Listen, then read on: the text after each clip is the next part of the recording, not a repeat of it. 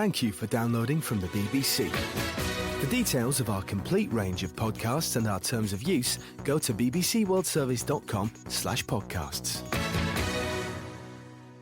Hello and welcome to More or Less on the BBC World Service. I'm Ruth Alexander. Later in the programme we'll be answering some of your questions about the numbers used in the climate change conference in Paris. This is the moment we finally determined we would save our planet. President Obama has called climate change a serious threat to global security, but has it already caused a war? Speaking to Sky News, Prince Charles from the British royal family said there was absolutely a link between a long-running drought and the conflict in Syria. Huge numbers of people in the end had to leave the land because water ran out, their crops failed and so on.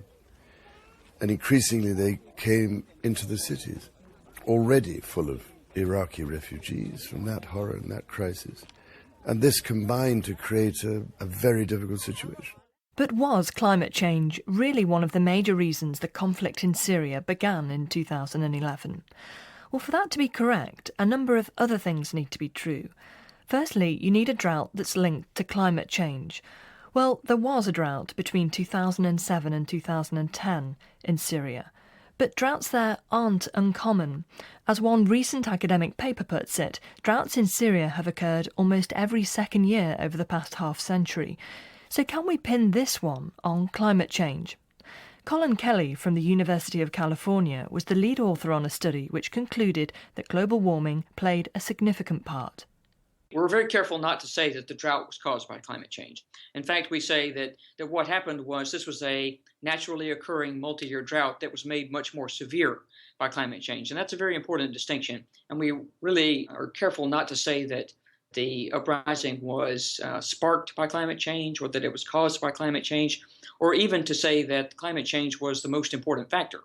Their study claims that the probability of a drought as severe as the one between 2007 and 2010 occurring was made 2 to 3 times more likely by climate change. But Jan Selby, a professor of international relations at the University of Sussex in the UK, is doubtful. Many people take that claim about increase in likelihood and translate that into climate change was a cause of or a contributory factor to the drought, but that's not quite accurate. No individual weather event can be decisively attributed to climate change. Not only is the matter of attribution in question, the Kelly paper focuses mainly on winter rainfall in the Fertile Crescent, a region stretching from southern Russia to Saudi Arabia. Some have suggested looking at rainfall measurement in Syria tells a different story. But the existence of a climate change-influenced drought is not the only thing that needs to be true for the Syria hypothesis to work. This drought needs to have caused a huge internal migration from rural to urban areas. Colin Kelly's paper suggests that up to 1.5 million Syrians left rural areas. There was tension there before. The Iraqi refugees were already there, and there were a lot of dissatisfaction with the Assad regime already. Then you add in another 1 million to 1.5 million people, many of whom were living in slums on the urban periphery. Basically, it comes down to a lack of resources. Not only was there a lack of employment for these internally displaced people, but there was a lack of food and water. It's not at all difficult to see how when people's basic human needs are not being met, there's going to be unrest.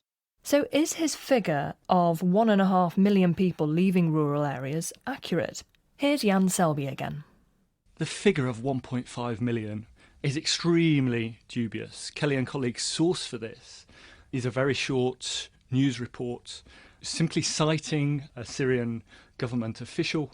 There is no data to back this up. The figure, more importantly, is very much out of line with other estimates of the time, both from the UN and from the Syrian government, which put the figure of the number of migrants in the region of 200,000 to 300,000 people. Unfortunately, that was the best really citable source that we could find, but there were a number of other sources that put this figure in this 1 to 1.5 million range. Whether it was 300,000 or whether it was 1 million or whether it was 1.5 million, that's a lot of people that you've added again on top of what was already a very volatile situation in these urban areas. And we, with confidence, believe that it's in this 1 to 1.5 million range, but that's why we said, as many as 1.5 million, because we want to kind of imply that this is kind of the upper bounds of the estimates. So the number of people who moved to cities is disputed. But was drought the main reason for migration at that time? One of the problems that Syria was facing was that there had been extensive groundwater depletion. And yes, so people were short of water. That was a factor, but how much of that was about the weather versus how much of it was about unsustainable agricultural practices?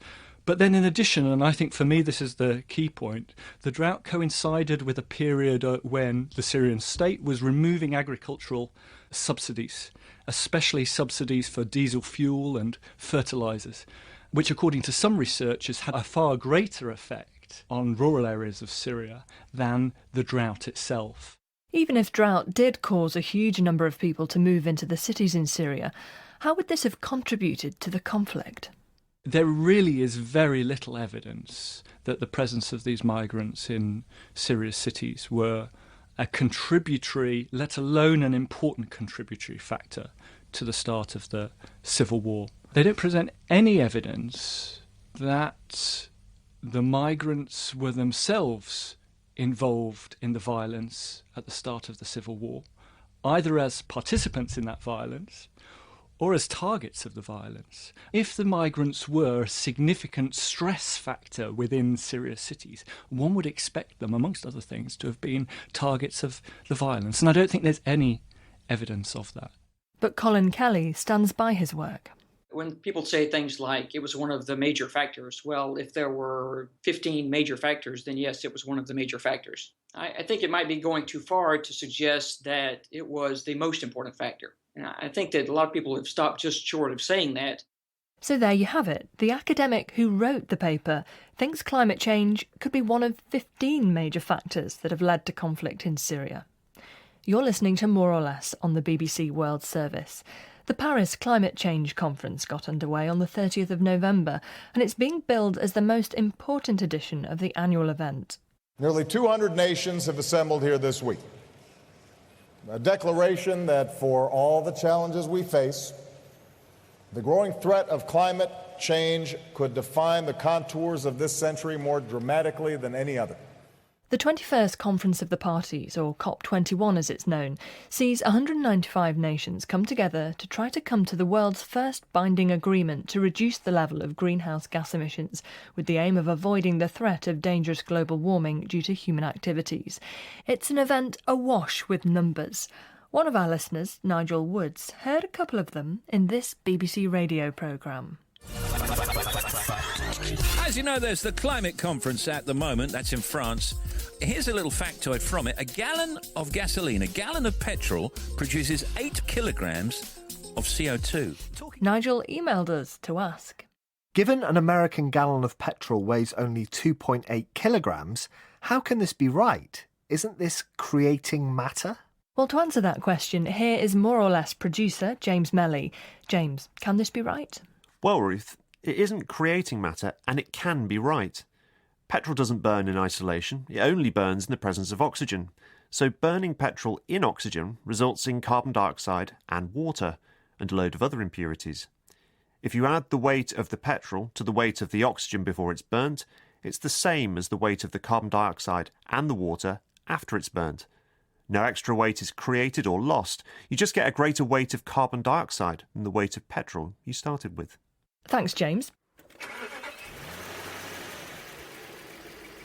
Well, that's all we've got time for this week, but if you have any numbers you'd like us to look at, please do contact us.